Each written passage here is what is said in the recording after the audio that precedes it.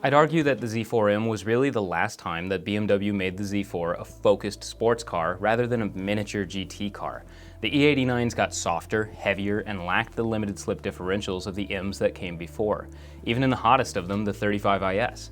Now the new G29 is a step back in the right direction, but with its somewhat bland styling and lack of a manual transmission, it still doesn't fill that gap left behind by the Z4M or the Z3M that came before it.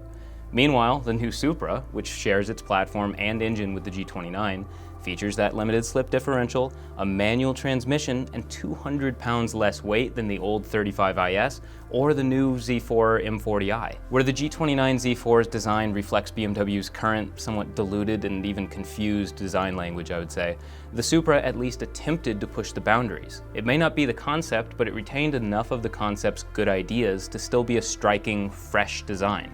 Love them or hate them, both the original Z4 and the new Supra styling were controversial when they were released. But at least in the case of the Z, some of the styling details that made it controversial at the time are the same details that I think have made it age so gracefully. As time goes on, I imagine that could end up being the case for the Supra as well. That commitment to an interesting design language helps to align it with that first-gen Z4, which featured the then relatively new flame surfacing and other elements that were shared with Bangle-era BMWs. The relatively sharp, sometimes even twitchy, limit handling of the Supra and the Z4M is yet another similarity that they share. It's not perfect dynamically, neither of them are, but Toyota at least leaned into making the Supra a sports car, as opposed to molding it into a pseudo-luxury car the way that BMW has with the Z4s. Besides the badge, one of the only elements holding the Supra back from being an outright successor in my eyes is its lack of that full-fledged M engine.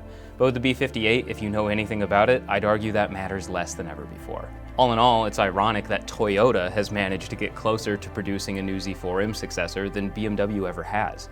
With the release of the new Z4 Coupe concept though, the hope would be that BMW recognizes this and maybe makes a more focused sports car out of the G29, or whatever chassis code they're going to give to the Coupe.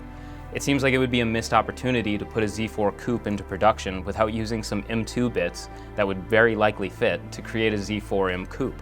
And who knows, if that happens, maybe they'd even allow some of that to trickle down into a new Z4M Roadster as well.